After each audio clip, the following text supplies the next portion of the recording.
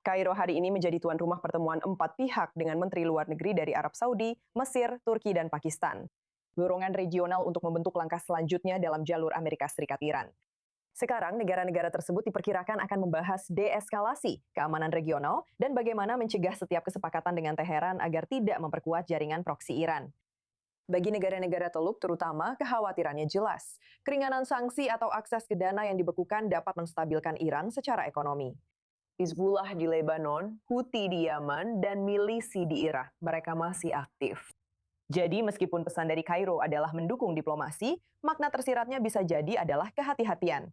Kekuatan regional tidak ingin masa depan Timur Tengah diputuskan di atas kepala mereka oleh Washington dan Teheran. Bergabung bersama kami untuk membahas lebih lanjut, Delia Ziada, seorang cendekiawan Timur Tengah. Delia, seberapa besar pengaruh yang sebenarnya dimiliki oleh keempat menteri luar negeri ini terhadap hasil kesepakatan antara Amerika Serikat dan Iran? Apa tujuan utama di Kairo?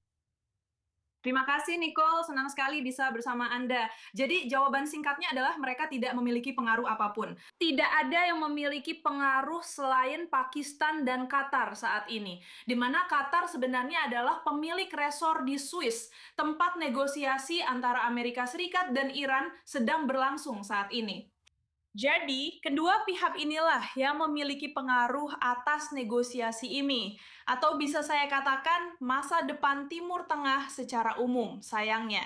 Apa yang kita lihat di Kairo, sebaliknya, adalah pertemuan antara para pemimpin yang tertinggal, yang tidak diundang untuk menjadi bagian dari dan yang telah berusaha keras menunjukkan kepada Washington bahwa mereka adalah mitra yang bisa memimpin negosiasi ini. Tetapi pada akhirnya, mereka tidak dilibatkan.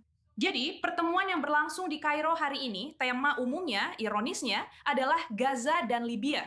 Seharusnya tidak ada hubungannya dengan Iran, tapi mereka hanya ingin menunjukkan bahwa, ya, kami masih di sini, kami juga akan membahas Iran.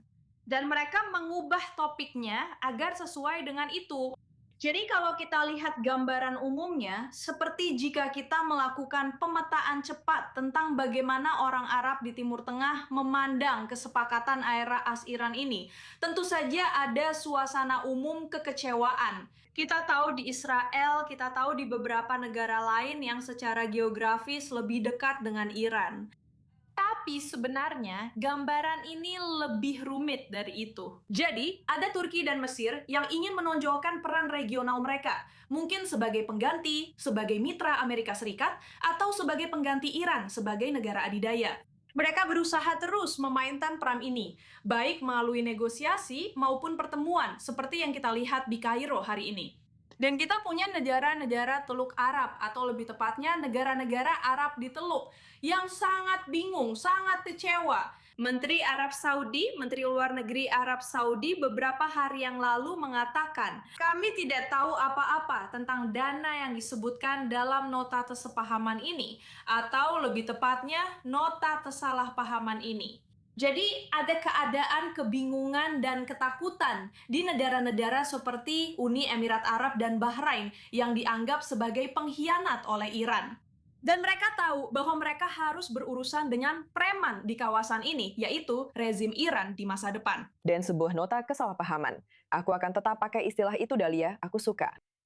Kamu membicarakan tentang berbagai pendapat dan pandangan yang saling bertentangan dari semua negara ini ketika berurusan dengan Iran. Jadi, apakah mereka benar-benar bisa menghasilkan pesan bersama? Tidak, aku rasa mereka tidak bisa, sayangnya, karena kepentingan mereka berbeda-beda. Jadi, ada kelompok Qatar dan Oman yang ingin lebih bersahabat dengan Iran. Mengingat bahwa secara umum, mereka juga mendukung proyek Islamis yang disetujui oleh semuanya. Dan mereka ingin terus melanjutkan ke arah ini. Dan ada kelompok lain yang saya sebut sebagai poros kebaikan, dan banyak orang juga menyebutnya poros kebaikan, yaitu orang-orang yang menginginkan perdamaian, yang menginginkan stabilitas. Seperti Uni Emirat Arab, Bahrain, yang menormalkan hubungan dengan Israel, dan juga Arab Saudi, yang sudah dalam pembicaraan normalisasi dengan Israel. Dan jadi, siapa yang hanya ingin kawasan ini tenang, ingin tercipta perdamaian? Apa yang kita lihat dalam beberapa hari terakhir dengan memorandum yang mengerikan ini, sayangnya, adalah bahwa hal itu memberikan poin atau membiarkan poros kejahatan mencetak poin melawan poros kebaikan. Dan saat ini, kita sedang melihat perpecahan diplomatik yang sangat kuat di Teluk, di antara negara-negara Teluk. Mereka tidak bisa mencapai kesepakatan.